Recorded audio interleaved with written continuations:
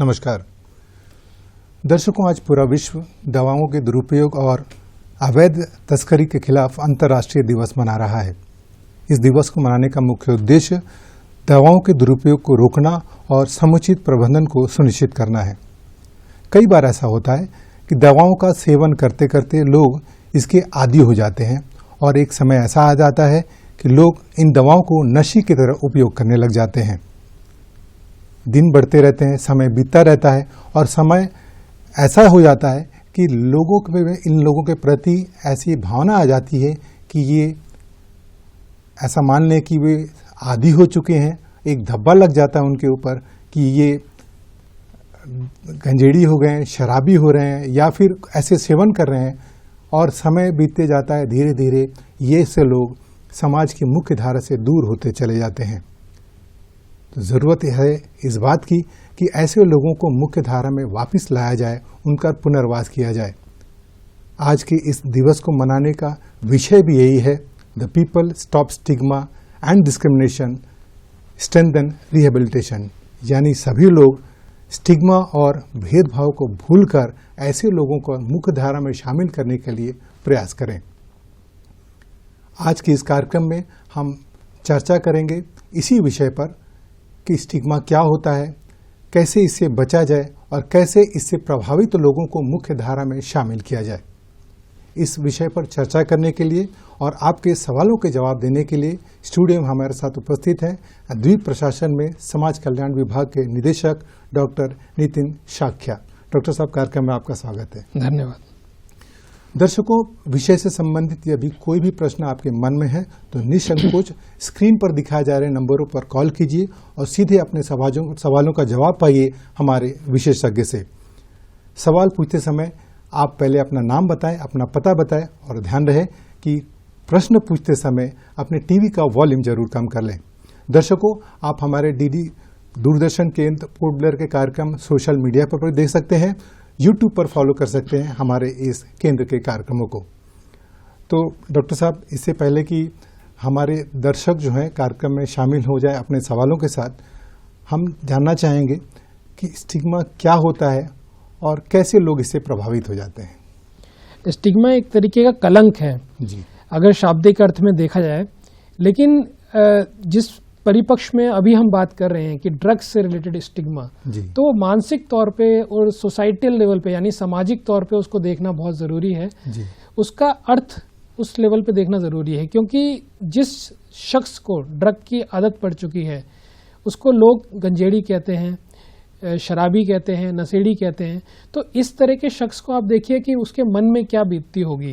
वो शख्स ना तो किसी डॉक्टर के पास जा सकता है ना अपने घर वालों को बता सकता है, ना उसके घर वाले भी किसी सोसाइटी में किसी को बता सकते हैं। कई बार ऐसा होता है कि वो अगर किसी डॉक्टर के पास भी जाए तो ऐसी भावना आ जाती है तो शराबी है, गंजेड़ी है, इसको ट्रीटमेंट करने की जरूरत क्या है, लोग ऐसा सोचने लग जाते हैं। जी बिल्कुल, जो पहले जमाने में अनटचेबिलिटी होता था जी। उसी के बराबर है ये शब्द। हम किसी भी गंजेड़ी या नशेड़ी के साथ कभी घर में नहीं बैठ सकते हैं, ना उसके साथ दोस्ती कर सकते हैं, उसको हम दूर ही रखते हैं। तो क्या होता है कि वो दूर होते होते एकदम ही उसका अपना स्पेस बनता जाता है और वो क्या होता है, डिप्रेशन में चला जाता है या फिर क्रिमिनल एक्टिविटीज में इन्वॉल्व हो जाता है। तो ये स्टिग्मा है, इसके ऊपर हमें काम करना है। और जो यूएन ने इस बार की जो थीम दी है पीपल फर्स्ट, यानी उस शख्स के ऊपर हमें फोकस करना है, वो जो इंडिविजुअल है जो नशे से ग्रसित है, जो किसी शख्स से नहीं मिल पा रहा है, अपने पेरेंट्स को नहीं बता पा रहा है, अपने दोस्तों को नहीं बता पा रहा है, डॉक्टर्स के पास नहीं पहुंच पा रहा है, उस शख्स तक हमें पहुंचना है, उसको इस स्टिग्मा से दूर करना है। साथ में प्रिवेंशन के ऊपर हमें फोकस करना है कि उसका हमें प्रिवेंट करना है ड्रग एडिक्ट बनने में, साथ ही साथ उसको रिहेबिलिटेट करना है। और इसके साथ साथ एक जो थीम है वो ट्रैफिकिंग से रिलेटेड भी है कि जो ट्रैफिकिंग है उसको भी हमें रोकना है। तो इन सबको कवर करते हुए एक होलिस्टिक थीम दी गई है इस बार की, people first, stop stigma and discrimination and related things, then strengthen the rehabilitation and yes. तो अब हम जानना चाहेंगे अंडमान निकोबार के परिप्रेक्ष्य में कि यहाँ पे स्टिग्मा के कितने प्रकार या जो कलंकित किया जाता है या धब्बा लगाया जाता है लोगों के कि आप इसके आदी हो चुके हैं, कितने प्रकार के केसेस आपने अब तक सुने हैं अपने विभाग के कार्यरत के दौरान? जी, अभी कुछ समय पहले ही एम्स इंस्टीट्यूट ने सोशल जस्टिस डिपार्टमेंट के साथ मिलकर एक रिसर्च कंडक्ट करी थी। उसमें ये पाया गया कि मैक्सिमम जो लोग हैं वो अल्कोहल से ग्रसित हैं।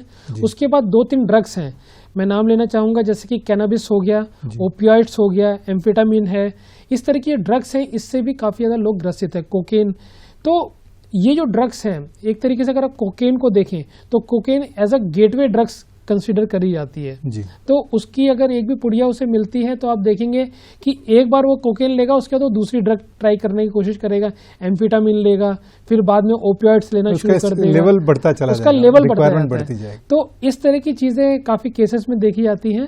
तो इसी के ऊपर हमारा फोकस रहता है कि ये जो मेन ड्रग्स हैं इनको कंट्रोल किया जाए और लोगों को इसके बारे में अवेयर किया जाए कि ये ड्रग्स किसी भी तरीके से नहीं लेनी है। और सबसे इम्पॉर्टेंट चीज जो मैंने बताई आपको, गेटवे ड्रग, उससे तो सबको दूर रखना है, क्योंकि एक बार किसी ने उस गेटवे ड्रग का एक बार सेवन कर लिया तो आप समझिए कि बाकी जो गेट्स है सब उसके लिए ओपन हो जाते हैं, लत वहीं से शुरू हो जाती है जी।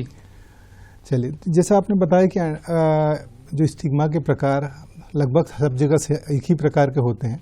अंडमान में जैसे आपने बताया कि लोग शराब का सेवन कर लेते हैं या गांजा पी लेते हैं, ऐसे कुछ केसेस आपको मिलेंगे। तो हम आपसे जानना चाहेंगे कि चूंकि आप एक डॉक्टर भी हैं तो आप हमें बताएं कि स्टिग्मा के प्रकार कौन कौन से होते हैं। स्टिग्मा देखिए, एक तो सोसाइटल स्टिग्मा होता है कि पूरी सोसाइटी है उसने अपने मन में बैठा रखा है कि इस तरह के शख्स को हमें दूर रखना है। दूसरा एक होता है मानसिक स्टिग्मा, जो एक इंडिविजुअल अपने आप में फील करता है। तो 2 तरीके के मेन जो स्टिग्मा है जो पब्लिक को पता होना चाहिए, उसके ऊपर हमें फोकस करने की ज़रूरत है। पहली चीज़ कि जो सोसाइटी है उसको ये जानना चाहिए कि ये कोई स्टिग्मा नहीं है। अगर कोई ड्रग का एडिक्ट है तो वो एक पेशेंट है, जैसे कोई हार्ट डिसीज़ का पेशेंट है या कोई डायबिटीज़ का पेशेंट है, उस तरह से हम उसको ट्रीट करवाना है। सिमिलरली जो इंडिविजुअल है उसको कभी हार नहीं माननी है कि उससे एक बार ड्रग का सेवन कर लिया है, वो नशेड़ी या गंजेड़ी इस तरह के शब्द सुनता रहता है तो उसे डिप्रेशन में नहीं जाना है, उसको उस स्टिग्मा से दूर होना है और डॉक्टर की सलाह लेनी है। तो मानसिक और सामाजिक स्टिग्मा, ये 2 प्रकार के जो मेन स्टिग्मा है, इससे हमें आइलैंड को दूर करना है, इनफैक्ट पूरे वर्ल्ड को दूर करना है। बिल्कुल, ये बहुत महत्वपूर्ण आपने बताया। दर्शकों, जैसा कि अभी हमारे विशेषज्ञ डॉक्टर साहब ने बताया कि ये ज़रूरी है कि हम ये समझें कि जो व्यक्ति शराब का आदी हो चुका है, जो नशे का आदी हो चुका है, उसे एक पेशेंट की तरह देखें, उसे एक ट्रीटमेंट की ज़रूरत है, ना कि उसे एक धब्बा लगा दे कि इसका कुछ नहीं हो सकता, इसका कुछ सुधार नहीं हो सकता। ज़रूरत है कि उसको डॉक्टरी जांच दी जाए, उसको स्पेशलिस्ट के पास ले जाया जाए ताकि वो उस लत से बाहर आ सके। डॉक्टर साहब, अब जानना चाहेंगे कि जब स्टिग्मा होती है तो उस कंडीशन में व्यक्ति का मानसिक संतुलन भी बिगड़ता है। जैसे अगर किसी को कलंकित कर दिया जाए कि तुम शराबी हो, तुम गंजेड़ी हो, तो निश्चय ही उसके मानसिक स्वास्थ्य पे भी असर पड़ता है। तो आप कैसे देखते हैं कि स्टिग्मा का मानसिक स्वास्थ्य के ऊपर क्या प्रभाव पड़ता है? आप इस चीज़ को ऐसे देखिए कि अगर किसी शख्स को आपने अछूत कह दिया तो उसके मन पे क्या बीतेगी। वो कहीं नहीं जा सकता, सोसाइटी में कहीं नहीं जा सकता, अपने दोस्तों से नहीं मिल सकता है, किसी को बता नहीं सकता है कि मेरे को ये इस तरह के शब्द यूज़ किया जा रहा है। तो यही शुरुआत होती है, नशेड़ी, गंजेड़ी या जो शराबी लोग होते हैं उनको इस तरह के आप शब्द यूज़ करते हैं सोसाइटी में और उनका मानसिक संतुलन आप खराब करते हैं। वो शख्स सबसे पहले डिप्रेशन में जाना शुरू कर देता है, वो सोसाइटी से सेक्लूड होने लगता है, मतलब अलग होना शुरू कर देता है।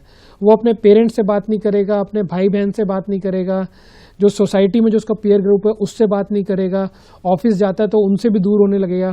धीरे धीरे वो अपनी ही दुनिया में खोता रहेगा, वो इंटरनेट की तरफ जाएगा या उसको फिर उस तरह की चीज़ें चाहिए जिससे उसको हाई मिलती है, मतलब कि उसका जो मूड है वो अप जाता है, तो उसके चक्कर में वो दूसरी और ड्रग्स कंज्यूम करने लगता है या फिर जो सी ड्रग ले रहा है उसकी ज़्यादा मात्रा कंज्यूम करने लगता है। तो उसके बाद उसको टेम्परेरी हाई तो मिलता है, लेकिन लॉन्ग टर्म में अगर देखा जाए तो वो डिप्रेशन जो है उसका सीवियर डिप्रेशन की तरफ जाता है। तो ये जो डिप्रेशन होता है इसका एक लेवल वो भी होता है कि जब वो शख्स क्रिमिनल एक्टिविटीज़ में इन्वॉल्व हो जाता है।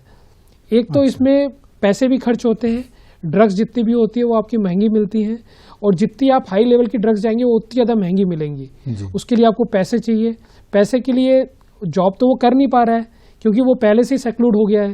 अब उसको पैसे चाहिए तो घर से चोरी करेगा या फिर बाहर चोरी करेगा तो लॉ एंड ऑर्डर में दिक्कत आएगी। उसके साथ ही साथ कई बार इस तरह के लोग बहुत ही ज़्यादा एग्रेसिव भी हो जाते हैं। ये बहुत ही ज़्यादा वायलेंट हो जाते हैं, वर्बली वायलेंट के साथ साथ फिजिकली वायलेंट भी हो जाते हैं। काफ़ी केसेस में देखा गया है कि इस तरह के जो शख्स हैं उन्होंने मर्डर तक कर रखा है। अच्छा। तो ये जो एक छोटा सा स्टिग्मा से जो चीज़ शुरू होती है, इंडिविजुअल डिप्रेशन से होते हुए चोरी थेफ्ट से लेते हुए मर्डर तक पहुंच जाती है। तो ये जो पूरा ग्राफ है इसको हमें एनालाइज करना पड़ेगा, और जो स्टिग्मा, जो स्टार्टिंग वाला जो स्टिग्मा है वहीं पे अगर हम कंट्रोल कर सकते हैं तो वो हमारे लिए सबसे उचित रहेगा। जी बिल्कुल, जैसे आपने बताया कि जब स्टिग्मा हो जाता है तो आदमी का मानसिक संतुलन चला जाता है, तो उसको पता ही नहीं चलता है कि वो क्या सही कर रहा है, क्या गलत कर रहा है, और अपनी ज़रूरत पूरा करने के लिए वो कुछ ही हद पर जा सकता है। तो डॉक्टर साहब ये बताएं कि कौन कौन से फैक्टर्स हैं जो स्टिग्मा को इन्फ्लुएंस करते हैं या आगे बढ़ाते हैं, इसको अफेक्ट करने वाले फैक्टर्स कौन कौन से? क्योंकि हम विशेषकर जानना चाहेंगे, हमारे दर्शकों को हम ये बताना चाहेंगे कि जब स्टिग्मा की बात करते हैं तो शाब्दिक अर्थ तो केवल कलंक धब्बा ऐसे ही लगता है, लेकिन इसके प्रभाव किस स्तर तक जा सकते हैं इसका अनुमान शायद एक आम आदमी नहीं लगा पाता है। तो आप हमारे दर्शकों को बताएं कि कौन कौन से फैक्टर्स हैं जो स्टिग्मा को और प्रोवोक करते हैं या आगे बढ़ाते हैं। शुरुआती फैक्टर जो कि आजकल बहुत ज़्यादा प्रेवलेंट है वो है FOMO tendency, fear of missing out. अच्छा, ये काफ़ी लोगों में देखी जाती है, खासतौर से पीयर टू पीयर जो प्रेशर होता है उसमें देखी जाती है कि एक शख्स देखता है कि हाँ मेरा जो दूसरा दोस्त है वो ड्रग्स ले रहा है तो मैं भी क्यों ना इसको ट्राई करूं। तो इस तरह की जो टेंडेंसी होती है वो एक ग्रुप में कंसोलिडेटेड वे में स्टार्ट हो जाती है। अच्छा। तो वहाँ पे स्टार्ट होती है, तो ये फियर ऑफ मिसिंग आउट वाली टेंडेंसी है। दूसरा है कि हमने घर में जो सोसाइटल बॉन्डिंग्स होती हैं वो कहीं ना कहीं वीक होने लगी हैं। घर में माँ बाप जो होते हैं बच्चों से बात नहीं कर रहे हैं, भाई बहन आपस में बात नहीं कर रहे हैं, जो पड़ोसी हैं वो भी एक दूसरे को नहीं जानते हैं। पहले क्या होता था, कोई भी दिक्कत होती है बच्चे अपने माँ बाप से शेयर करते थे, अपने भाई बहन से शेयर करते थे, पड़ोसी आपस में रिश्तेदार की तरह बन के कोई भी समस्या होती थी उसका समाधान निकालते थे। लेकिन आज की डेट में वो नहीं हो रहा है। न्यूक्लियर फैमिली भी हो गई, एक इशू भी हो सकता है। जी, न्यूक्लियर फैमिली हो गई है, सारे ग्रुप सेग्रीगेट हो गए हैं, क्लोज सोसाइटी हो गई है। तो इंसान जो होता है अपने आप को एक्सप्रेस नहीं कर पा रहा है। इनफैक्ट गवर्नमेंट ने इतनी सारी हेल्पलाइंस निकाली हैं, प्राइवेट सेक्टर्स ने भी हेल्पलाइन निकाली हैं, उस पर भी कॉल्स नहीं करता है वो शख्स। तो क्योंकि उसका जो 1-to-1 टच जो होता है वो कहीं मिसिंग हो जाता है। तो बातचीत जो आपस में जो बातचीत होती है 1-to-1 इंडिविजुअल्स की, वो कहीं ना कहीं मिसिंग है। जो तीसरा मेन फैक्टर है वो हमारी जो क्या कहते हैं मूवीज़ एंड जो सोशल कल्चर है, सोशल मीडिया पे अगर आप चीज़ों को देखते हैं तो वो काफ़ी ज़्यादा मानसिक तौर पे इन्फ्लुएंस करता है। हालांकि हम लोग जो भी सेंसर बोर्ड होता है वो वार्निंग तो ज़रूर देता है कि शराब पीना सेहत के लिए हानिकारक है या कोई भी ड्रग है तो वो हानिकारक है, लेकिन फिर भी कहीं ना कहीं उसका इन्फ्लुएंस बड़े पर्दे पे देखता है तो उस शख्स के ऊपर आता ही है। जी दर्शकों, आज international day for drug abuse and illicit trafficking मनाया जा रहा है, पूरे विश्व में मनाया जा रहा है।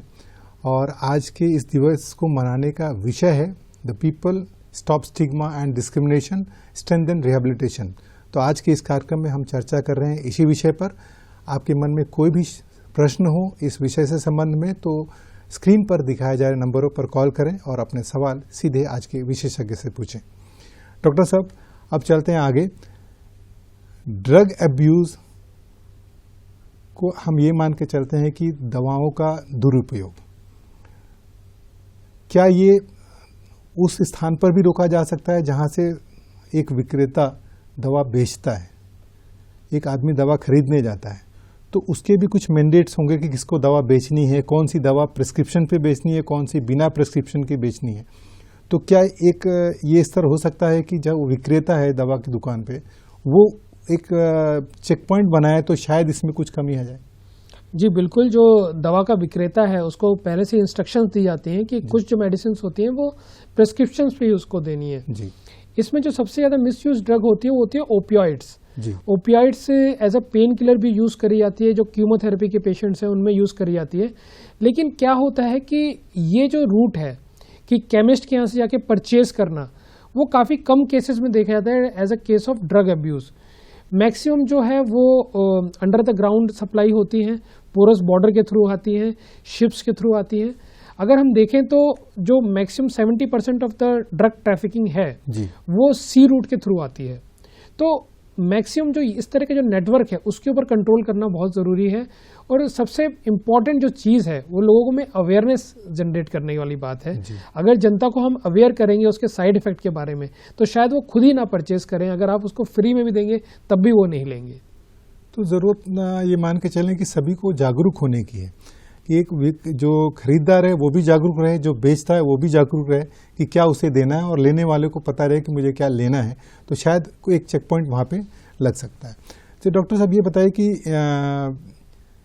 एक आदमी जो स्टिग्मा से प्रभावित है उसको पारिवारिक रूप में क्या सहयोग मिलना चाहिए ताकि उससे वो उभर के बाहर आए?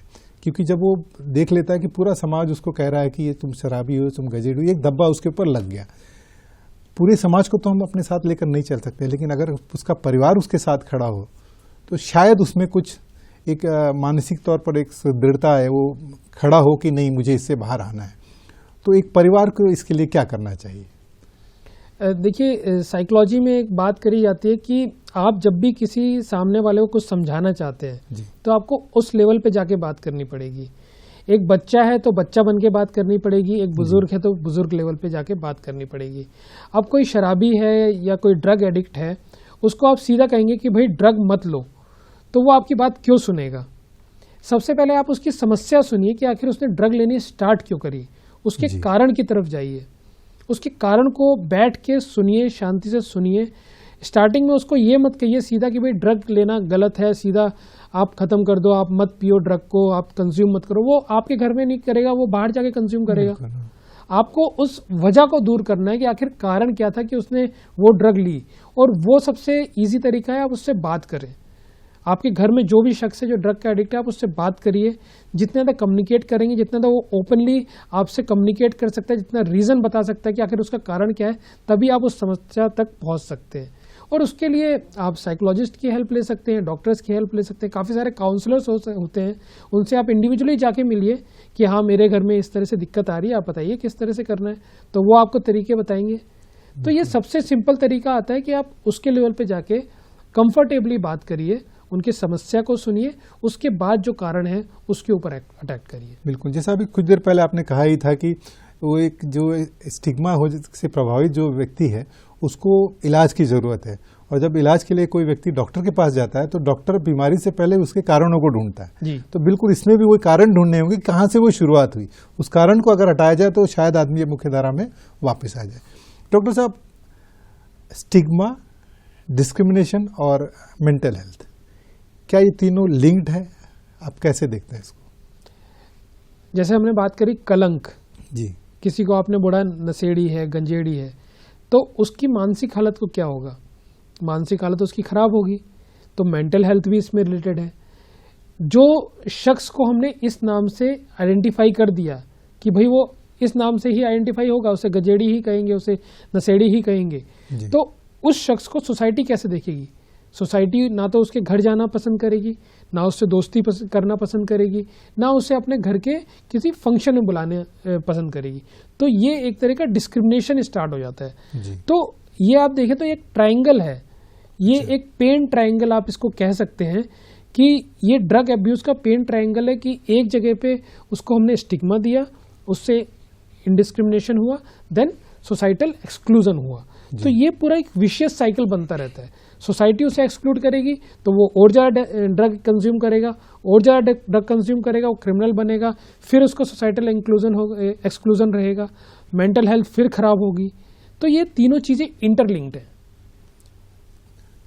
अगर एक आदमी स्टिग्मा से प्रभावित है तो उसे पता है कि मुझे कलंकित किया जा रहा है और मैं इस आदत में हूँ, तो व्यक्तिगत रूप में उसे खुद क्या करना चाहिए, उसकी मानसिक स्थिति क्या होनी चाहिए, और वो क्या प्रयास करे जिससे कि वो जो स्टिग्मा उस पर लगा है, जो धब्बा उस पर लगा है, वो बाहर आ सके? व्यक्तिगत रूप में उस पर क्या उसके अप्रोचेस होने चाहिए? सबसे पहली और इम्पॉर्टेंट चीज़ उसको क्या देखनी है कि सबसे पहले सेल्फ एक्सेप्टेंस, सबसे पहले उसको एक्सेप्ट करना है कि हाँ मुझे कुछ दिक्कत है जी। जब एक बार उसने एक्सेप्ट कर लिया है, अब अपनी वीकनेसेस और स्ट्रेंथ को आइडेंटिफाई करे कि मैं क्या चीज़ कर सकता हूँ इस स्टिग्मा से दूर होने के लिए, इस ड्रग एडिक्शन से दूर होने के लिए, और क्या चीज़ मैं नहीं कर सकता हूँ। थर्ड लेवल कि जब उसे पता चल गया कि ये चीज़ मैं नहीं कर सकता हूँ, सीक हेल्प जिसके ऊपर आप ट्रस्ट कर सकते हैं। वो आपके भाई बहन हो सकते हैं, आपके पेरेंट्स हो सकते हैं, या कोई डॉक्टर हो सकता है, कोई साइकोलॉजिस्ट हो सकता है, जो भी आपको समझ में आता है वो आपकी हेल्प ज़रूर करेगा। तो ये 3 स्टेजेस पे आप काम कर सकते हैं। स्टिग्मा के एडिक्शन को कम करने के लिए क्या किया जाए? स्टिग्मा के एडिक्शन जी, देखिए, स्टिग्मा के एडिक्शन जो है वो उस शख्स को ज़्यादा होगा जो ऑलरेडी ड्रग कंज्यूम कर रहा है, क्योंकि वो मन ही मन उसी चीज़ में घूमता रहेगा कि हाँ मेरे को किसी शख्स ने इस तरह का कह दिया, मैं इस तरह का थोड़ी ना हूँ, तो इस तरह का वो डिप्रेशन में जाता रहेगा। जैसे डिप्रेशन में जाएगा वो ड्रग्स को और ज़्यादा कंज्यूम करेगा, वो और ज़्यादा एडिक्ट होता जाएगा, तो सेम उसका विशियस साइकिल चलता रहेगा। तो उस चीज़ को ब्रेक करना है, उसको ब्रेक करना है कि हाँ अगर उस शख्स ने मेरे को ऐसे बोला, मेरे को उसके अपोजिट होना है, वो मेरे को एक अच्छा नागरिक कहेगा। मैं इस चीज़ को चैलेंज के तौर पे लेता हूँ कि 10 दिन बाद वो खुद ही आके मेरे पेरेंट्स को कहेगा कि आपका बेटा सुधर गया है या आपकी बेटी सुधर गई है। तो ये उसको सेल्फ चैलेंज लेना पड़ेगा, सेल्फ एक्सेप्टेंस और सेल्फ एनालिसिस, अपनी स्ट्रेंथ और वीकनेसेस को आइडेंटिफाई करने के बाद सेल्फ चैलेंज की तरफ उससे जाना पड़ेगा, और इससे उसका जो स्टिग्मा का जो एडिक्शन है वो दूर हो सकता है। बिल्कुल, बहुत अच्छी बात कही डॉक्टर साहब कि उसको एक चुनौती की तरह लेना पड़ेगा कि मुझे इस लेवल तक जाना। बहुत तेजी से सुधार ना हो तो भी एक बेंचमार्क तो उसको रखना ही पड़ेगा कि 2 दिन या 20 दिन या 10 दिन बाद ये लेवल मेरा होगा। बहुत अच्छी बात आपने कही। डॉक्टर साहब, दर्शकों को ये बताएं कि मानसिक स्वास्थ्य को लेकर लोगों में क्या भ्रांतियां हैं या ऐसे विचार हैं जो कि व्यक्ति को उस स्थिति से बाहर आने में रोकती हैं? क्या ऐसा कुछ लोग सोचते हैं या आपने एक्सपीरियंस किया है अपने प्रोफेशन में कि लोग मान लेते हैं कि जिसका मानसिक स्वास्थ्य खराब हो गया वो वापस नहीं आ सकता, जिस पे स्टिग्मा लग गया वो वापस नहीं आ सकता? सबसे बड़ी इंटरेस्टिंग चीज़ तो ये है कि आज की डेट में साइकियाट्रिस्ट हैं, साइकोलॉजिस्ट हैं, लेकिन पब्लिक आज की डेट में भी जो दिमागी रूप से जो ग्रसित व्यक्ति है उसको पेशेंट नहीं समझती है। अगर कोई ड्रग एडिक्ट है तो उसको ड्रग एडिक्ट का आप धब्बा लगा दोगे, लेकिन उसे पेशेंट की नज़र से कभी नहीं देखेंगे। उसको आप क्या देखेंगे कि हाँ भाई इसकी तो पूरी फैमिली ही इस तरह की है, जब बाप इस तरह का था तो बेटा भी इसी तरह का होगा, इसके तो दोस्त ही इस तरह के हैं। तो ये स्टिग्मा और जो एक मेंटालिटी है वो पब्लिक में पहले से ही बनी हुई है, तो उस मेंटालिटी को तोड़ना होगा कि भाई अगर मान लिया कि उसके फादर इस तरह के थे तो ज़रूरी नहीं है कि उसका बेटा भी ड्रग एडिक्ट हो। आप उसके ऊपर काम कर सकते हो, उसको दूर कर सकते हो उसका ड्रग एडिक्शन। एंड इनफैक्ट अगर आप अपने पड़ोसी का ड्रग एडिक्शन दूर करेंगे तो अल्टीमेटली पूरी सोसाइटी ही तो इम्प्रूव होगी। आपको ये नहीं देखना है कि भाई मेरे घर में कोई ड्रग एडिक्ट नहीं है, पड़ोसी के घर में ड्रग एडिक्ट है तो मैं उसको छोड़ दूँ। उसको इम्प्रूव करना भी आप ही की रिस्पॉन्सिबिलिटी है, क्योंकि आप भी सोसाइटी का पार्ट हैं और सोसाइटी के इमोशंस होती हैं, फीलिंग्स होती हैं, या जो भी लॉ एंड ऑर्डर वाली बात करते हैं हम, वो सब का आदान प्रदान ही होता है। अगर सोसाइटी अच्छी रहेगी, सोसाइटी हैप्पी रहेगी, सोसाइटी स्टिग्मा फ्री रहेगी, तभी आपका घर स्टिग्मा फ्री रहेगा। बिल्कुल, और हम ये तो मान के चलें कि मनुष्य एक सामाजिक प्राणी है और समाज के साथ ही रहता है। यदि कोई व्यक्ति ये सोचता है कि मैं अपने घर पे सही हूँ, सब सही हूँ, तो समाज के कुरीतियों से प्रभावित ना हो, ये तो हो नहीं सकता। तो ये सबकी जिम्मेदारी होगी कि हम ये मान के चलें कि समाज में अगर कोई भी कुसंगति है, कुरीति है, तो उसको सुधारने का, बदलने का, सुधार करने का प्रयास सभी को करना पड़ेगा। ये नहीं सोचना होगा कि केवल ये मेरे घर में है या नहीं, या केवल पड़ोसी के घर में है। सबके कंट्रीब्यूशंस होने चाहिए। हमारे एक दर्शक फोन लाइन पे जुड़े हैं। हेलो। हेलो। हाँ जी, नमस्कार। नमस्कार सर, मैं से बोल रहा हूँ। जी, आपका शुभ नाम? ओम प्रकाश यादव। जी ओम प्रकाश जी, पूछिए अपना प्रश्न। मैं बहुत ज्यादा पहले दारू पीता था। जी।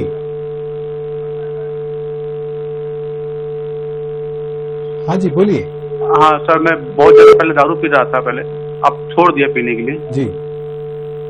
तो अब मेरे को नींद और नहीं लगता है, नींद ज्यादा नहीं होता है, भूख भी ज्यादा नहीं लगता है। जी डॉक्टर साहब। जी, देखिए ये स्टार्टिंग सिम्टम्स होते हैं। अगर आप किसी चीज़ के एडिक्ट हो चुके हैं और सडनली आप उस चीज़ को स्टॉप करते हैं तो कुछ साइड इफ़ेक्ट्स आपकी बॉडी में आ सकते हैं। तो उससे आपको घबराना बिल्कुल नहीं है। नींद आपको आज नहीं आएगी, कल नहीं आएगी, परसों नहीं आएगी, तीसरे दिन से नींद आने लगेगी। अब नींद आने के लिए सबसे पहले आपको क्या करना है? सबसे पहले आपको फोकस ये करना है कि अपना मेंटली आप इस चीज़ को बनाएं कि आपने एक चैलेंज लिया है, आपने शराब को छोड़ के बहुत बड़ा काम किया और ये बहुत बड़ा चैलेंज लिया है, जो कि आपके जैसे हजारों लाखों लोगों के लिए एक प्रेरणादायक स्रोत रहेगा। तो ये जो चैलेंज है उसको लेने में थोड़ी डिफिकल्टी भी आएगी। आपने ड्रग को छोड़ दिया, अब आपको नींद आने के लिए आपको क्या करना है? आपको दिन के टाइम मेडिटेशन करिए, रात के टाइम फिक्स टाइम पे आप सोने के लिए जाइए, दिन में सोना अवॉइड करिए। जो आपका स्पेस है जो सोने का, उसको पूरी तरह से अंधेरे में रखिए। रात के टाइम फ़ोन वगैरह यूज़ करना सोने से पहले 1 घंटा पहले आप बंद कर दीजिए, फ़ोन वगैरह यूज़ मत करिए। आप 1 घंटे पहले, मतलब 1 घंटा तो आपको मोबाइल यूज़ नहीं करना, उससे पहले आप लाइट म्यूज़िक आप सुन सकते हैं, जिससे आपका माइंड थोड़ा सा रिलैक्स रहेगा। खाना जो आपको खाना है वो खाना 3 से 4 घंटे पहले खाइए। अगर ये जो चीज़ें हैं इसको आप अपनाएंगे तो आप देखेंगे कि 2 से 3 दिन में आपकी जो ये आदत है वो बहुत अच्छे से इम्प्रूव हो जाएगी। हाँ, ये चीज़ आपको ध्यान रखनी कि दोबारा से आपको उसी नेटवर्क में नहीं जाना है, क्योंकि बहुत बड़ा आपने काम किया है और ये आप शाबाशी के पात्र हैं। और आप एक तरीके से आप मिसाल हैं, जो आपने यहाँ पे आके बाकी लोगों के सामने भी आपने बताया कि जब आप ड्रग को छोड़ सकते हैं तो बाकी और लोग भी ड्रग को छोड़ सकते हैं। बिल्कुल। ओम प्रकाश जी, पहले जैसा कि डॉक्टर साहब ने कहा, आप बधाई के पात्र हैं। आपने हिम्मत दिखाई कि आपने, जैसा कि डॉक्टर साहब ने कहा कि ये हर व्यक्ति को जानना होगा कि मुझ में कमी क्या है। आपने उस कमी को पहचाना, कुसंगति को पहचाना, आपने सुधार किया और उम्मीद करते हैं कि आपके प्रश्न का जवाब आपको मिल गया होगा। डॉक्टर साहब, स्टिग्मा विभिन्न स्तर पर होता है। स्टिग्मा विद्यार्थियों को, स्टूडेंट लेवल पे जो बच्चे होते हैं, स्टूडेंट्स, उसको कैसे प्रभावित करता है, किस लेवल पे? जो ये स्टूडेंट वाला ग्रुप होता है, जो कि किशोर अवस्था कहते हैं, इसमें माइंड जो होता है बहुत ही ज़्यादा चीज़ों को कैप्चर करता है। आपको कुछ भी इंटरेस्टिंग चीज़ लगेगी उसको आप कैप्चर कर लेंगे, वो चाहे अच्छी चीज़ हो या बुरी चीज़ हो। अब वहाँ पे आप ड्रग के एडिक्ट भी बन सकते हैं, साथ में जो ड्रग लेता है उसको आप बहुत ही बुरी नज़र से भी देखेंगे। और जब आप देखेंगे तो आपका जो पीयर ग्रुप है वो भी उसको बुरी नज़र से देखेगा। तो स्टिग्मा जो होता है उसका एक वर्चुअस सर्कल बनता जाता है कि आप अपने दोस्त को, जैसे होता है ना कि किसी शख्स को आप मोटा मोटा कहते हैं, तो वो बाकी सब जो उसका पूरा ग्रुप होता है वो भी उसको मोटा कहने लगता है, और जब तक वो पतला भी होता है तब भी उसका नाम मोटा ही रहता है उसका। तो इसी तरह से ये जो स्टिग्मा है ये किशोर अवस्था में काफ़ी चलता है।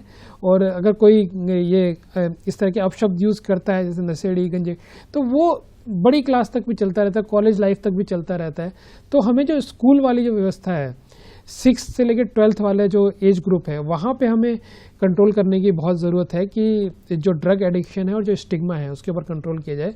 इनफैक्ट भारत सरकार का एक प्रोग्राम भी है नव चेतना, उसमें जो गवर्नमेंट के जो टीचर्स हैं उनको स्पेशल ट्रेनिंग दी जा रही है कि इस तरह का जो एडिक्शन है और जो इस तरह का डिस्क्रिमिनेशन होता है उसको वो लोग आइडेंटिफाई करें, इस तरह के बच्चों को आइडेंटिफाई करें, उनको रिहेबिलिटेट करें।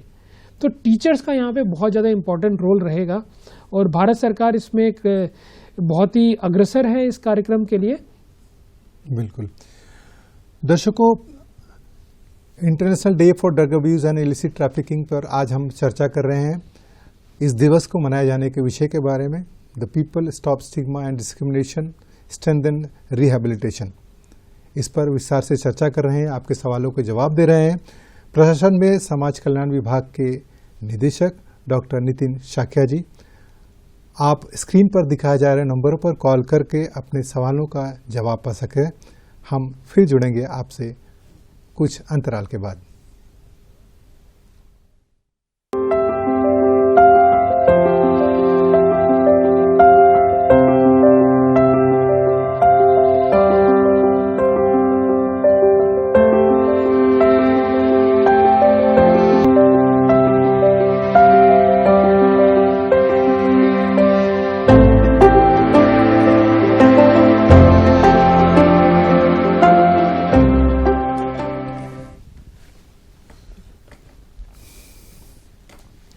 डॉक्टर साहब, बात कर रहे थे कि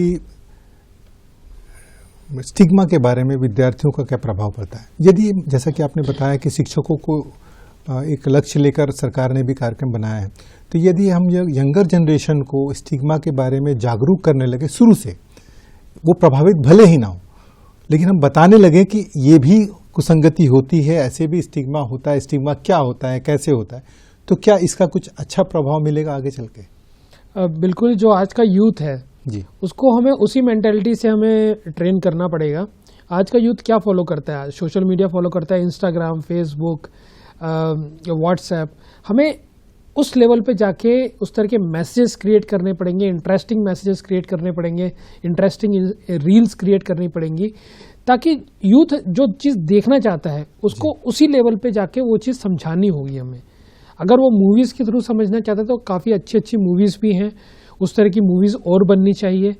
शॉर्ट वीडियोस हैं वो बननी चाहिए, सॉन्ग्स बनने चाहिए। इनफैक्ट जो कॉन्सर्ट्स होते हैं, जो म्यूज़िक कॉन्सर्ट्स होते हैं, वो ड्रग एडिक्शन के खिलाफ काफ़ी सारे म्यूज़िक कॉन्सर्ट्स भी होते हैं, वहाँ पे इस तरह की चीज़ें समझाई जाती हैं। तो जिस तरह का हमारा टारगेट ग्रुप है उसी तरह की हमारी स्ट्रेटजी होनी चाहिए। यूथ के लिए हमारी यूथ स्ट्रेटजी मैंने बताई, उसी तरह से म्यूज़िक, डांस, इस तरह की जितना हम यूज़ करेंगे, ड्रामा, तो उतना ज़्यादा इम्पैक्टफुल रहेगा, उतना ज़्यादा यूज़फुल रहेगा। बिल्कुल। स्टिग्मा को डील करने में आपके विभाग को ऐसे डायरेक्टर और ऐसे प्रोफेशनल डॉक्टर क्या क्या चुनौतियाँ आती हैं, क्या क्या चैलेंजेस होते हैं, और आप कैसे उसको ओवरकम करते हो? सबसे पहला चैलेंज तो ये आता है कि कोई भी शख्स खुद बाहर आता नहीं है ईजिली कि वो आइडेंटिफाई करे कि हाँ मेरे को ये दिक्कत है जी। वो स्टिग्मा से ग्रसित रहेगा लेकिन कभी बताएगा नहीं वो जी। क्योंकि उसको डर लगता है कि वो जो स्टिग्मा है उसका और ज़्यादा बढ़ जाएगा। तो जो सोसाइटल जो क्रूतियाँ होती है, सोसाइटी सामाजिक क्रूतियाँ होती है, उसको दूर करने में बहुत टाइम लगता है। हम लोग प्रयास करते हैं कि बहुत सारे कैंपेन्स हम लोग रन करते हैं, अवेयरनेस कैंपेन्स होते हैं, पेंटिंग कॉम्पिटिशन्स होते हैं। इनफैक्ट हम लोगों ने लास्ट ईयर ही करीब 70 के करीब awareness campaigns different schools colleges में रन करे थे, लेकिन जो उसका इम्पैक्ट आना चाहिए वो इम्पैक्ट कम आता है, क्योंकि सोसाइटल एक्सेप्टेंस है एक तरीके की कि भाई अल्कोहल है तो भाई वो ठीक है, आज का ट्रेंड है, कोई ड्रग ले रहा है तो ठीक है, आज का ट्रेंड है, और दूसरी जगह आप उसको नशेड़ी गंजेड़ी भी कह रहे हैं। तो ये डुअलिटी ऑफ मेंटालिटी है। अगर आप खुद कंज्यूम कर रहे हैं तो आप उसको सेल्फ एक्सेप्टेंस लेंगे, दूसरा कंज्यूम कर रहा है तो वो गलत है। तो ये जो इशू है ये आपको फेस करना पड़ता है। तो इसके लिए कन्विंस करना, लोगों को, पब्लिक को कन्विंस करना बहुत ज़्यादा डिफिकल्ट होता है, क्योंकि बिहेवियरल चेंज सबसे ज़्यादा डिफिकल्ट चेंज होता है जो कि सोसाइटी में लाने के लिए हमें मेहनत करनी पड़ती है। लेकिन हाँ, जो भी हमारे टीचर्स ने जो आज तक काम किया है, अंडमान निकोबार के टीचर्स हैं, पुलिस विभाग है, डिस्ट्रिक्ट एडमिनिस्ट्रेशन है, इन्होंने अवेयरनेस कैंपेन किया है, उससे काफ़ी हद तक हम लोग सोसाइटी में चेंज ला चुके हैं। और धीरे धीरे जो हमारा अगले साल का लक्ष्य है उसमें भी हमारे प्रोग्राम से करीब 100 के करीब हमने डिफरेंट स्कूल, कॉलेजेस और पब्लिक में प्रोग्राम्स हमने ऑर्गेनाइज करने हैं, उसमें जाके हम इन चीज़ों को कंट्रोल कर सकते हैं। बिल्कुल। तो जैसा आपने बताया कि बहुत सारे कार्यक्रम आपने चलाए हैं, तो हमारे दर्शकों से साझा करना चाहेंगे कुछ पॉजिटिव अप्रोचेस एंड एक्सपीरियंसेस जिसको करते समय आपको लगा कि हाँ हमने जो किया सक्सेसफुल रहा। तो कोई पॉजिटिव एक्सपीरियंस अगर हो तो आप हमारे दर्शकों के साथ शेयर करें। जी। हमारे इनफैक्ट एक दूर वाला पार्ट है, नॉर्थ एंड मिडिल पार्ट, वहाँ पे कुछ लोग थे कि उनको फैसिलिटीज़ प्रॉपर नहीं मिल पा रही थी, गाइडेंस नहीं मिल पा रही थी, वो ड्रग के एडिक्ट थे। तो उनको जो पंचायत रिप्रेजेंटेटिव होते हैं उन्होंने मेरे से संपर्क किया कि ये शख्स है, इनको हमें ड्रग से मुक्ति पहुँचानी है। तो उसके लिए हम लोगों ने काम किया। उसके लिए जो हमारे रिहेबिलिटेशन सेंटर्स हैं उनके हम लोग संपर्क में लेके आए। हमारे जो काउंसलर्स थे उन्होंने दिन रात काम किया। तो अराउंड 7 डेज़ के अंदर हमने जो उनकी ड्रग एडिक्शन थी उसको दूर करा। साथ में पुलिस की सहायता से हमने जो वो ड्रग का जो नेटवर्क था उसको भी अटैक किया। तो ये बहुत अच्छी हम लोग की अचीवमेंट थी जो हमने नॉर्थ एंड मिडल एरिया में उसको करा। और इनफैक्ट जो हमारे जो दूसरे डिस्ट्रिक्ट्स हैं वहाँ पे भी हमारे सुधार गृह हैं, वहाँ पे भी अब पब्लिक ज़्यादा आती है, अब उसको एक्सेप्ट करने लगी है कि उसको एज ए बीमारी लेती है।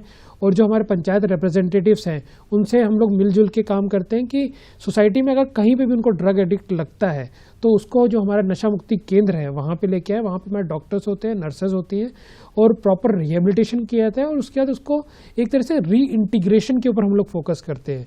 कि तो उसने क्या किया, सोसाइटी से दूर होता गया, डिप्रेशन में चला गया। हम उसका डिप्रेशन दूर करते हैं, उसकी जो हेल्थ है, जो उसका वेट लॉस वगैरह हो जाता है, उसको हम दोबारा से रिकवर करवाते हैं, मेडिसिन वगैरह देते हैं, और उसको ज़रूरत होती है दोबारा से रीइंटीग्रेट होने की, दोबारा से जॉब में जाना है उसको, या अपनी कोई छूटी हुई पढ़ाई को कवर करना है, तो उसके लिए हम एनजीओ की सहायता से उन चीज़ों को भी कवर करवाते हैं। तो रिहेबिलिटेशन, रीइंटीग्रेशन के ऊपर हम लोग फोकस करते हैं। बिल्कुल, जैसे आपने बात कही कि आपने जो एक्सपीरियंस अभी तक गेन किया है कि बहुत सारे डिपार्टमेंट्स का कंट्रीब्यूशन होता है, तो आपको लगता है कि आपका विभाग तो बहुत अच्छा काम कर रहा है, डेफिनेटली कोशिश कर रहा है कि ग्राउंड लेवल तक पहुंचे, लेकिन हर आदमी को उसकी ज़रूरत के समय सहायता दे पाना शायद उतना संभव ना हो।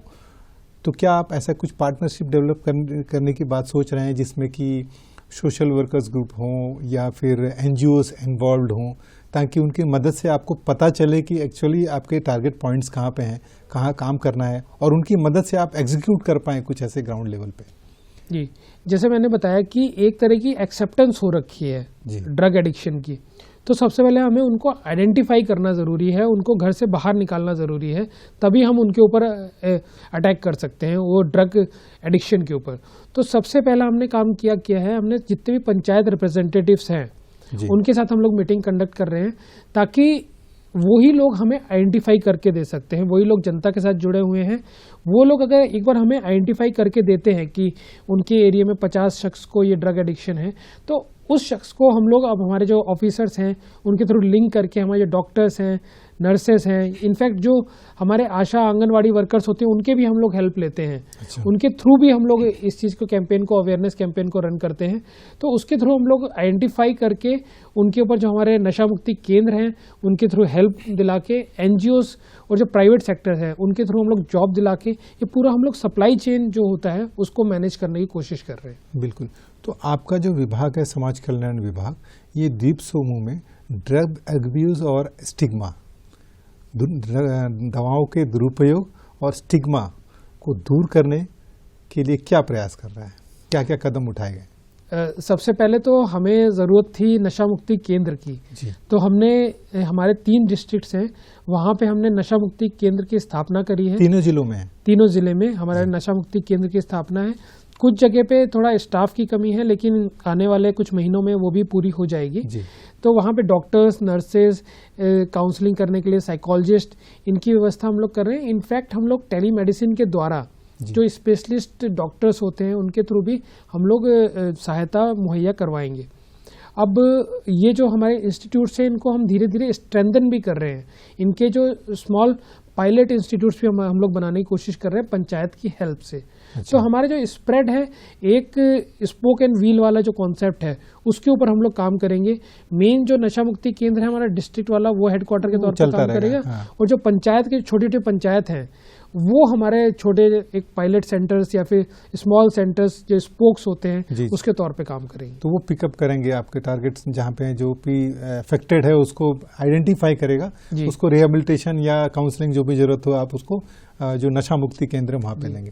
तो ये तो बात हो गई आइडेंटिफिकेशन और रिहेबिलिटेशन की। आइडेंटिफिकेशन तो तब होती है जब आदमी अफेक्टेड हो जाता है, ड्रग अब्यूज में आ गया है, स्टिग्मा हो चुका है, लेकिन आपका विभाग क्या ऐसा कुछ सोचता है कि हम एक अवेयरनेस कैंपेन चलाएं? और आप बताएं हमें कि किस लेवल पे चलाएं ताकि ज़्यादा इफेक्टिव हो, कि एक अवेयरनेस कैंपेन चले हर स्तर पे ताकि लोग समझें इसके प्रभाव, दुष्प्रभाव क्या है और आपका विभाग उस दिशा में क्या कर रहा है। तो अवेयरनेस कैंपेन के लिए आपका विभाग क्या कर रहा है? अवेयरनेस कैंपेन के लिए हमारे विभाग ने 100 अवेयरनेस कैंपेन का टारगेट रखा है आने वाले गत वर्ष में। तो इसमें स्कूल्स, कॉलेजेस और जनरल पब्लिक, इसके ऊपर हमारा फोकस रहेगा। मेन जो हमारा फोकस है वो स्कूल कॉलेजेस के ऊपर हमारा फोकस है। अब अगर ड्रग ट्रैफिकिंग की बात करते हैं या आप अवेलेबिलिटी की बात करते हैं, तो ये अवेयरनेस एक उसका आप कह सकते हैं 20 से 30% पार्ट उसका रहेगा। बाकी चीज़ें रिहेबिलिटेशन एंड ड्रग कंट्रोल का भी रहेगा।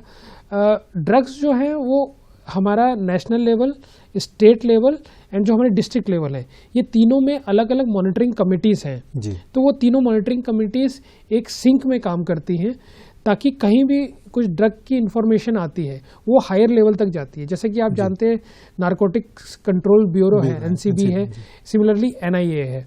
अगर इंडिया में अगर ड्रग पकड़ी जाती है तो उसको एनसीबी इन्वेस्टिगेट करता है, अगर फॉरेन का कुछ लिंक होता है तो उसको एनआईए इन्वेस्टिगेट करता है। सिमिलरली हमारे इंटरनेशनल बॉर्डर्स हैं, वहाँ पे बीएसएफ है, सशस्त्र सीमा बल है, इस तरह की एजेंसीज हैं जो उस चीज़ को मैनेज करती है। नेवी, कोस्ट गार्ड, इनको भी कुछ अधिकार दिए गए हैं कि कभी भी किसी भी छोटे से भी जो हमारा जैसे कैम्बल बे हो गया या कोई सा भी एरिया हो गया, वहाँ पे अगर इस तरह की चीज़ें मिलती है तो वो तुरंत जो है उसको कार्रवाई करी जाती है। अब सबसे इम्पॉर्टेंट जो इसके लिए जो एक हथियार है वो है एनडीपीएस एक्ट। एनडीपीएस एक्ट बहुत ही स्ट्रॉन्ग एक्ट है और उस एक्ट के तहत 20 साल तक की सज़ा है। अब कहीं पे भी नशे वाली चीज़ें अगर प्रोड्यूस होती हैं या कंज्यूम होती हैं या ट्रांसपोर्ट होती हैं, वो सभी उसमें अपराधी माने जाएंगे। तो कहीं पे भी अगर हमारे जैसे कोस्ट गार्ड वाले हैं, अगर उसको आइडेंटिफाई करते हैं, कोई कहीं पे पुड़िया मिली है, तो हम बैकवर्ड लिंकेज भी देखते हैं कि वो ड्रग कहाँ से आई है और फॉरवर्ड लिंकेज भी कि आखिर वो ड्रग कहाँ तक जानी थी, तभी हम पूरे नेटवर्क को तोड़ सकते हैं। क्योंकि अगर आप देखेंगे तो ये ड्रग्स कहाँ पे मिलेगी, किसी पनवाड़ी की शॉप पे मिल रही होगी, या जो सासी होते हैं जो शराब वराब बेचते हैं, हांडियाँ जो होती हैं वहाँ पे मिल रही होगी। वहाँ तक पहुँचती कहाँ से, वहाँ से या तो विदेश से पहुँच रही होगी। तो वो पूरे नेटवर्क को तोड़ना बहुत ज़रूरी है, सोर्स और डेस्टिनेशन दोनों जी, तभी उसका असर मिलेगा। तो ये सारी एजेंसियाँ जो हैं नेशनल लेवल की, स्टेट लेवल की और डिस्ट्रिक्ट लेवल की, ये सारी एजेंसियाँ सिंक में काम करती हैं। जी, आपने लीगल प्रोविजंस की बात की, हम उस पर चर्चा करेंगे। पहले अंडमान के परिप्रेक्ष्य में थोड़ा सा मैं जानना चाहूँगा हमारे दर्शकों के लिए कि यदि मान लीजिए कोई व्यक्ति है, उसको पता चलता है कि यहाँ इस क्षेत्र में ड्रग अब्यूज हो रहा है या स्टिग्मा है, तो वो आपके विभाग को कैसे संपर्क करे और किस स्तर पर संपर्क करे? हमारे नशा मुक्ति केंद्र मैंने आपको बताया कि हर एक डिस्ट्रिक्ट में है जी, तो वहाँ पे जाके वो संपर्क कर सकते हैं, बता सकते हैं।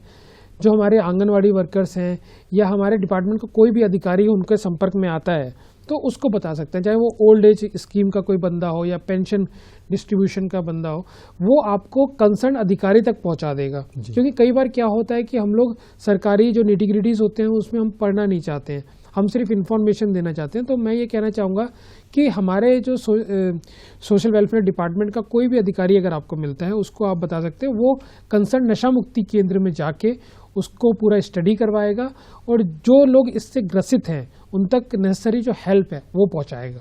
पोर्ट ब्लेयर में आपका नशा मुक्ति केंद्र कहाँ पे है? पोर्ट ब्लेयर में देखिए हमारे जो नशा मुक्ति केंद्र है वो हमारा साउथ अंडमान में है।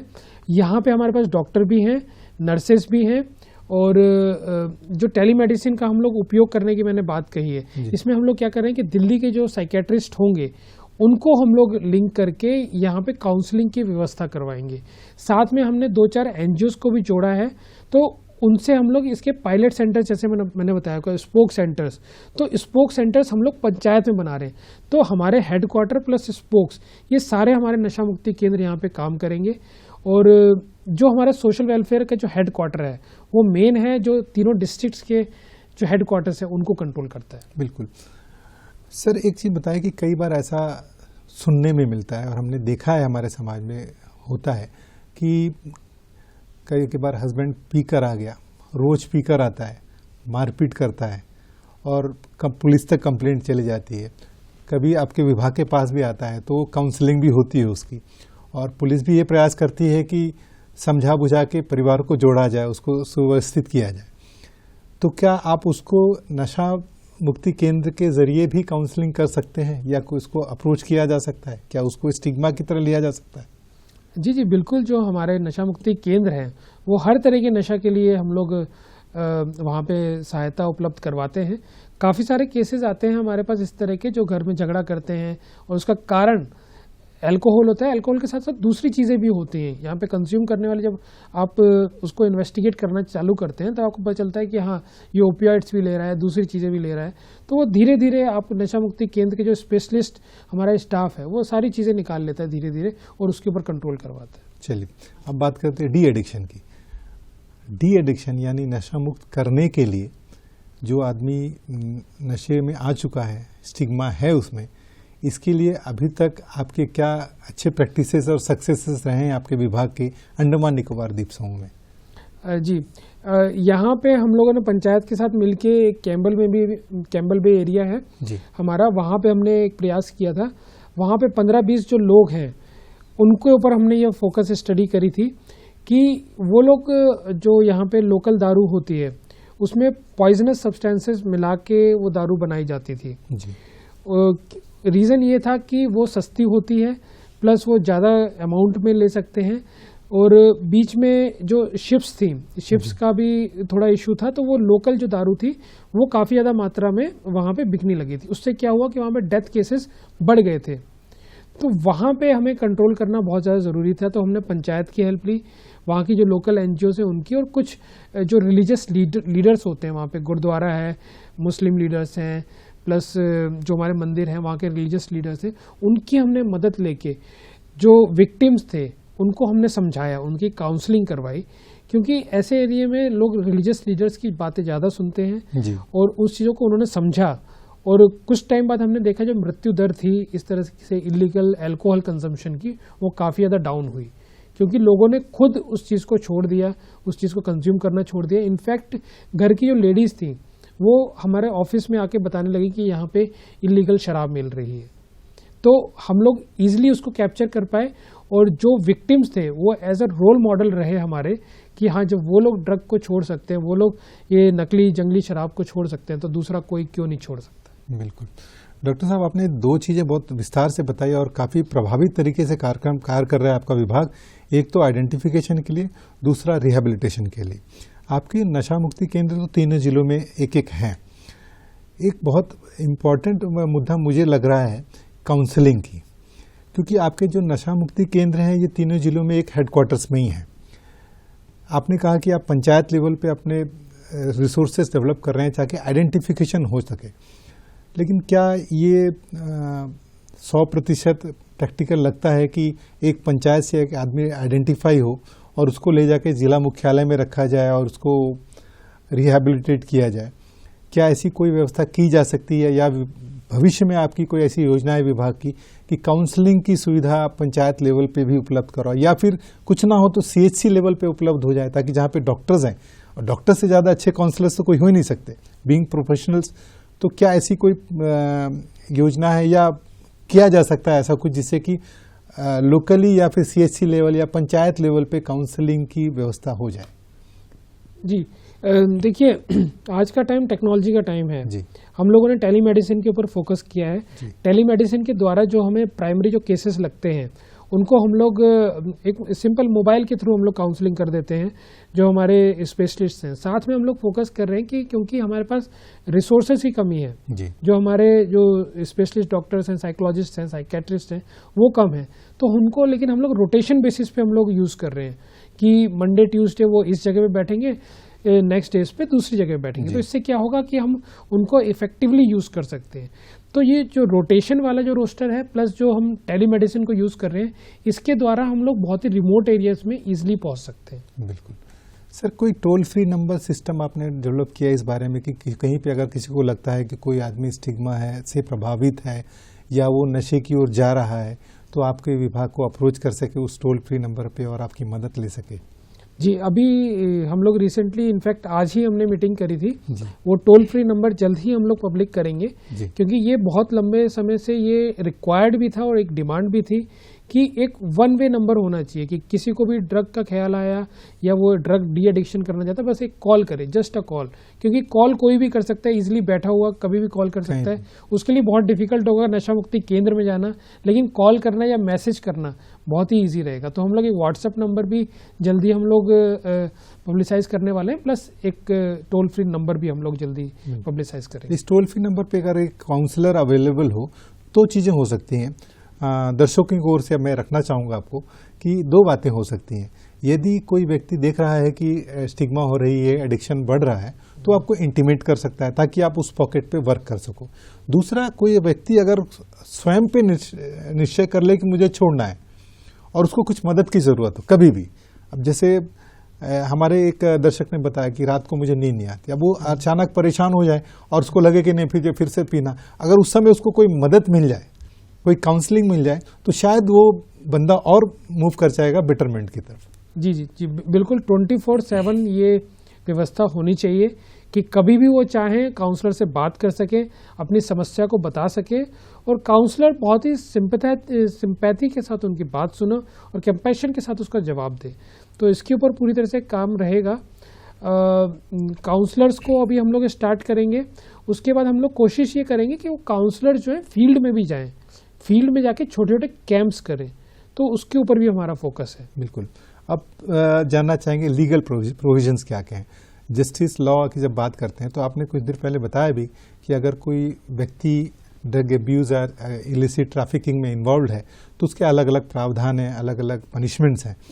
तो हमारे दर्शकों को बताएं कि प्रोविजंस क्या क्या हैं और क्या इसमें कोई वेरिएशन है माइनर और मेजर के लिए। माइनर के लिए कुछ और सज़ा होगी, मेजर के लिए, और कौन किस तरह की गतिविधि में इन्वॉल्व है तो कैसे पनिशमेंट्स उसको मिलते हैं, तो ताकि हमारे दर्शकों में ये ज्ञान पहुँचे कि क्या प्रावधान है, और अगर कोई इन्वॉल्व है तो उसको सचेत कर दे कि अगर तुम ये कर रहे हो तो ये सज़ा तुमको हो सकती है। तो दर्शकों को बताएं कि क्या प्रावधान है। देखिए, सबसे पहले दर्शकों को ये जानना होगा कि ड्रग्स किस लिए होती हैं। ड्रग्स होती है बीमारी को दूर करने के लिए। जब तक आप जो डॉक्टर ने प्रेस्क्राइब की हुई ड्रग है उसको उचित मात्रा में लेंगे तब तक आपके ऊपर कोई कार्रवाई नहीं होगी।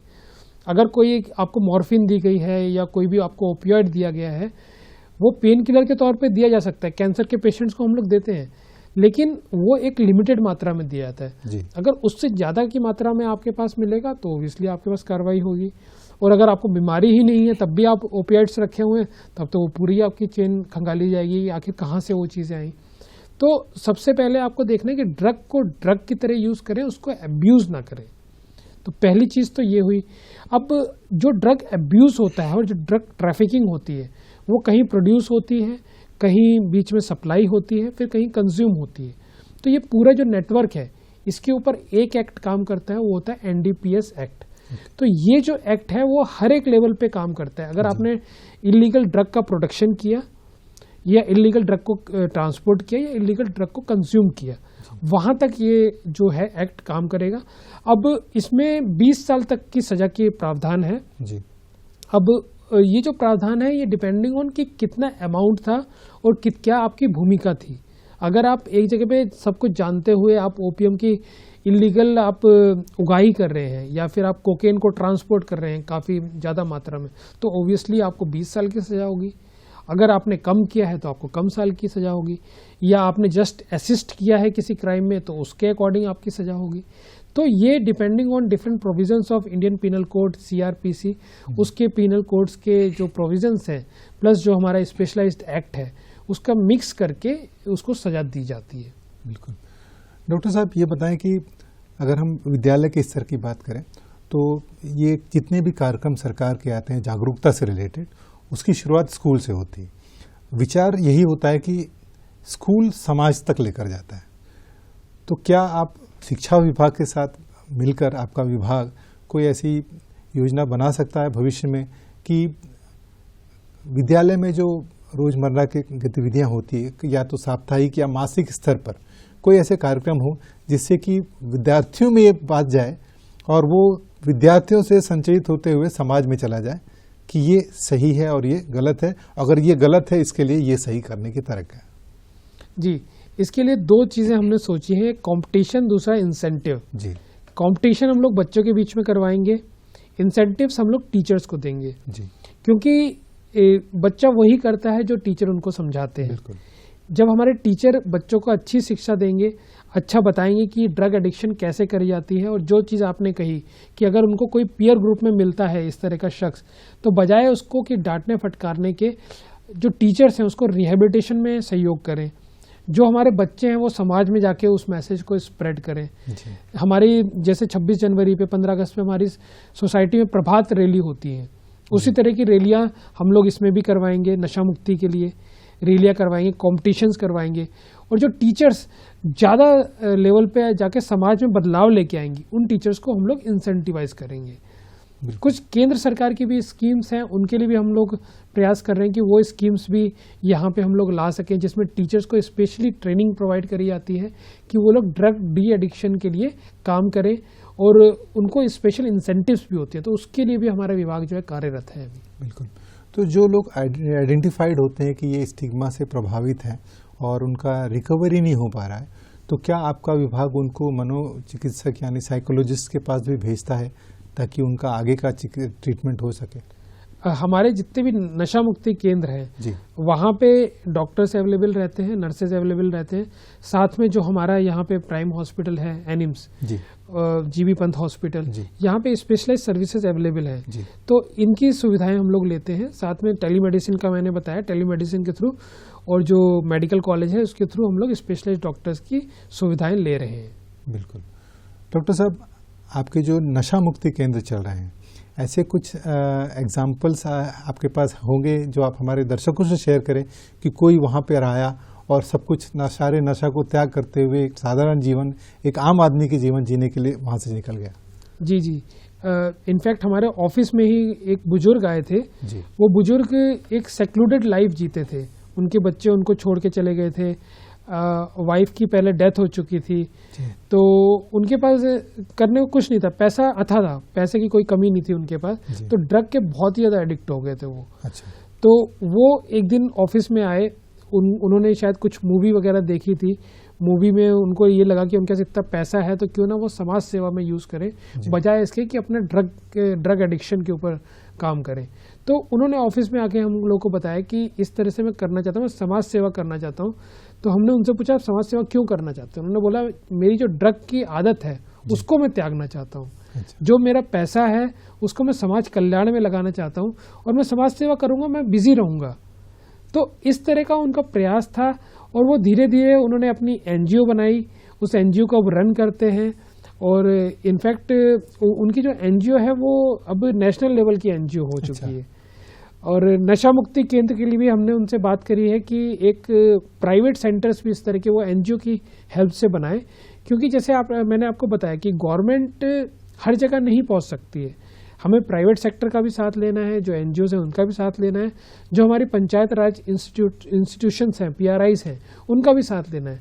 तो अगर जब हम लोग कॉपरेशन कोऑर्डिनेशन से जब हम लोग काम करेंगे तभी हम ये जो ये नशा बीमारी है उससे दूर हो सकते हैं। और जो पीपल फर्स्ट वाली जो बात कही जा रही है इस बार की थीम की, उसके ऊपर फोकस कर सकते हैं। बिल्कुल, जैसा कि अभी आपने एक बात कही कि यदि उन्होंने अपने कहा कि मेरे पास पैसा है, मैं अपने आप को एंगेज रखना चाहता हूँ ताकि मैं गलत या नशे में की तरफ ना जा सकूं, तो आपको लगता है कि किसी काम में एंगेज्ड ना होना, बेकार बैठे रहना भी एक कारण हो सकता है लोगों का या युवाओं का नशे की तरफ जाने का? देखिए, एक कहावत जो हम बचपन से सुनते आ रहे हैं, खाली दिमाग शैतान का घर, वही चीज़ होता है। आप देखेंगे कि जो बच्चा स्पोर्ट्स एक्टिविटीज़ में इन्वॉल्व है, जो कुश्ती खेल रहा है या बैडमिंटन खेल रहा है या जिम की एक्टिविटीज़ कर रहा है, उसके चांसेस बहुत कम होते हैं कि वो नशे की तरफ जाए। और जो बच्चा कुछ नहीं कर रहा है, कोई एक्सरसाइज नहीं कर रहा है, सोसाइटी से एकदम दूर रह रहा है, अपनी बस इंटरनेट की दुनिया में जी रहा है, उसके ड्रग एडिक्ट होने के चांसेस बहुत ज़्यादा बढ़ जाते हैं। आजकल एमएनसी कल्चर आ रहा है कि नाइट टाइम में जॉब चलती रहती हैं, उस टाइम पे लोग क्या करते हैं, रात को तो नींद आती है लोगों को, तो क्या करते हैं, एक चाय लेते हैं, साथ में सिगरेट लेते हैं। स्टार्टिंग में सिगरेट और चाय, फिर बाद में सिगरेट में दूसरे कंपोनेंट्स आते रहते हैं। तो यहीं से शुरुआत होती है। बिल्कुल। तो आपको जो एक्टिविटीज़ हैं, चाहे वो स्पोर्ट्स एक्टिविटीज़ हो या म्यूजिक हो या जॉब हो, कुछ ना कुछ आपको एंगेज ही रहना है। तभी आप जितना ज़्यादा एंगेज रहेंगे उतना बढ़िया रहेगा, डाइवर्शन कम होगा। बातें बहुत सारी करने की, लेकिन समय की सीमा है हमारे लिए। चलते चलते हमारे दर्शकों को एक विभाग के अध्यक्ष होने के नाते और एक प्रोफेशनल, एक डॉक्टर होने के नाते स्टिग्मा और डिस्क्रिमिनेशन तथा इससे प्रभावित लोगों के रिहेबिलिटेशन से रिलेटेड क्या संदेश देना चाहेंगे? मेरा बस इतना कहना है कि जो इस बार की यूएन की थीम है पीपल फर्स्ट, उसके ऊपर हम सबको काम करना होगा। ये काम सरकार अकेले नहीं कर सकती है, इसमें आपका सहयोग चाहिए, जो प्राइवेट सेक्टर्स हैं उनका सहयोग चाहिए, जो इंटरनेशनल ऑर्गेनाइजेशंस हैं या नेशनल ऑर्गेनाइजेशंस हैं, जो एनजीओज हैं, उन सबको मिलके इसमें सहयोग करना पड़ेगा, तभी हम पीपल फर्स्ट वाला कॉन्सेप्ट को अपना सकते हैं। और सबसे इम्पॉर्टेंट बात, जो ड्रग एब्यूज़ है या जो ड्रग से ग्रसित है उसके साथ स्टिग्मा मत करिए, उसको कलंकित मत करिए, उसको अनटचेबल मत समझिए। वो आपकी हेल्प चाहता है वो आपके साथ मिलके इस समाज में सुधार करना चाहता है, वो भी आपके जितना सोसाइटी में कंट्रीब्यूट कर सकता है। बस उसको ज़रूरत है तो आपके साथ की ज़रूरत है। आप उस डिस्क्रिमिनेशन को दूर करिए, उस स्टिग्मा को दूर करिए। इसके लिए प्रिवेंटिव मेजर्स लीजिए और जो ट्रैफिकिंग है उसके ऊपर जोर दीजिए। और हम देखेंगे कि अगर आप इन सब चीज़ों के ऊपर काम करेंगे तो हमारी जो सोशल कैपिटल है, जो सोसाइटी की जो कैपिटल है, जो हम सोसाइटल इमोशंस की बात करते हैं, वो काफ़ी ज़्यादा फ्रूटफुल रहेंगे और हमारा जो देश है वो काफ़ी ज़्यादा अग्रसर रहेगा, काफ़ी ज़्यादा प्रोग्रेस करेगा। डॉक्टर साहब, निश्चय ही आपकी कही गई बातें और आपका संदेश हमारे द्वीपवासियों में एक नई ऊर्जा का संचार करेगा और लोग इस विषय के बारे में सकारात्मक रूप से सोचने लगेंगे और प्रयास करेंगे कि समाज से इस कुरीति को हटाया जा सके। दर्शकों, आज हमने बात की स्टिग्मा, उसके प्रभावों के बारे में और क्या किया जाए कि इससे प्रभावित लोगों को मुख्य धारा में शामिल किया जा सके। तो हम सभी का ये प्रयास होना चाहिए कि जो भी लोग इससे प्रभावित हैं उनका साथ दें, उनको अछूता ना समझें, ये समझें कि वो बीमार है, उनको सलाह, सहयोग और इलाज की ज़रूरत है और उसके लिए केवल परिवार को नहीं बल्कि पूरे समाज को उठकर आगे आना होगा और कंधे से कंधे मिलाकर ये सुनिश्चित करना होगा कि समाज से हम इस कुरीति को, इस प्रभाव को हटा सकें। डॉक्टर साहब, आप इस कार्यक्रम में आए, हमें इतनी महत्वपूर्ण जानकारियाँ दी, हमारे दर्शक के प्रश्न का जवाब दिया। कार्यक्रम में आने के लिए, जानकारी देने के लिए और इस अर्थपूर्ण बातचीत के लिए तमाम दर्शकों की ओर से आपका बहुत बहुत धन्यवाद। नमस्कार।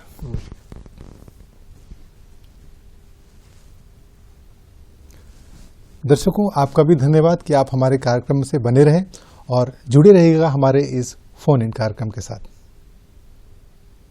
मिलेंगे अगले कार्यक्रम में अगले विषय के साथ, एक नए मुद्दे पर बात करेंगे, उससे संबंधित विशेषज्ञ के साथ।